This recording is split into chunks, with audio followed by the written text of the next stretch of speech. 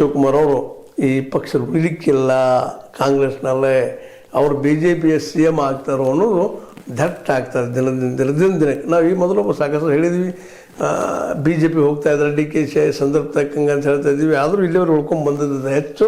ಇನ್ನು ಉಳಿತದನ ನಮ್ಮ DK ಶಿವಕುಮಾರ್ ಅವರ ಒಂದು ಏನು ವ್ಯಕ್ತಿತ್ವ ಕಾಂಗ್ರೆಸ್ನಲ್ಲಿ ಅಂತೇಳಿ. ಯಾಕಂದರೆ ಈಗ ನಾವು ಸಾಕಷ್ಟು ಮಾಡಿದ್ವಿ ಅಲ್ಪ ಕಾಂಗ್ರೆಸ್ಗೆ, ಇನ್ನೆಷ್ಟು ವರ್ಷ ಮಾಡೋಣ, ಸಾಕು ದುಡಿದಿದ್ದ, ಇನ್ನು ನಾವು ಹೋಗೋಣ ಅನ್ನುವಂಥ ಬೆಂಬಲ ಮಾಡುವಂಥ ಜನ ನಿಂತಿದ್ದಾರೆ. ಮತ್ತು ಜೊತೆಗೆ 52 ಜನ ಬಂದರೆ ಅವರು ಲೆಕ್ಕದಲ್ಲಿದ್ದಾರೆ. 52 ಜನನು ಎಷ್ಟು ಮ್ಯಾಕ್ಸಿಮಮ್ ಬರ್ತಾರೆ ತೊಗೊಂಡು. ಯಾಕಂದರೆ ನಿಶ್ಚಿತವಾಗಿಯೂ ಕುಮಾರಸ್ವಾಮಿಗಳಿಂದ ಇದಕ್ಕೆ ಸಹಾಯ ಸಹಕಾರ ಮಾಡೋದಿಲ್ಲ.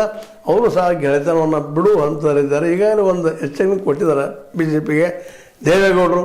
ನಾವು ಮುಂಬರುವ ಚುನಾವಣೆಗಳಲ್ಲೇ, ಅದು ಪ್ರಾಥಮಿಕ ಹಂತದ ಚುನಾವಣೆಗಳಲ್ಲೇ ನಾವು ಇದ್ದಂಥವ್ರು ಸ್ವತಂತ್ರವಾಗಿ ಚುನಾವಣೆಯನ್ನು ಮಾಡ್ತೀವಿ ಅನ್ನುವಂಥ ಮಾತನ್ನು. ಇದರಿಂದಾಗಿ BJPಗೆ ದೇವೇಗೌಡ ಮೇಲೂ ವಿಶ್ವಾಸ ಇಲ್ಲ, ದೇವೇಗೌಡರಿಗೆ BJP ಮೇಲೆ ವಿಶ್ವಾಸ ಇಲ್ಲ. ಅಧಿಕಾರಕ್ಕೆ ಯಾರು ಏನು ಬೇಕಾದ್ರೂ ಮಾಡ್ಬೋದು ಅನ್ನೋ ಕಾರಣಕ್ಕಾಗಿ ಆ ಒಂದು ನೆಪದಿಂದ, ಆ ಒಂದು ನೆಲೆಯಲ್ಲೇ ನಮ್ಮ ಏನಪ್ಪ ಅಂದ್ರೆ ಈ DKC ಅವರು ಎಷ್ಟು ಸಾಧ್ಯ ಅಷ್ಟು ಮ್ಯಾಕ್ಸಿಮಮ್ ಶಾಸಕರನ್ನ ತೆಗೆದುಕೊಂಡು ಹೋಗುವಂತಹ ಒಂದು ನಿರ್ಧಾರಕ್ಕೆ ಬಂದಿದ್ದಾರೆ ಅಂತ ಹೇಳ್ತಾ ಇದ್ದಾರೆ. ಆದರೆ ಇನ್ನೂ ಇದು ಖಚಿತ ಅಲ್ಲ. ಯಾಕಂದ್ರೆ ಯಾರು DKC ಅವ್ರನ್ನ ಸಮಿತಿಯಿಂದ ಅಭ್ಯಾಸ ಮಾಡಿದಾರೋ ಅವ್ರನ್ನ ಒಂದು ನೆಲೆಗಟ್ಟಿನಲ್ಲಿ, ಅವ್ರ ಅಭಿಪ್ರಾಯ ನೆಲೆಗಟ್ಟಿನಲ್ಲಿ ಅಷ್ಟು ಸುಲಭವಾಗಿ ಕಾಂಗ್ರೆಸ್ ಬಿಟ್ಟು ಹೋಗ್ಲಿಕ್ಕೆ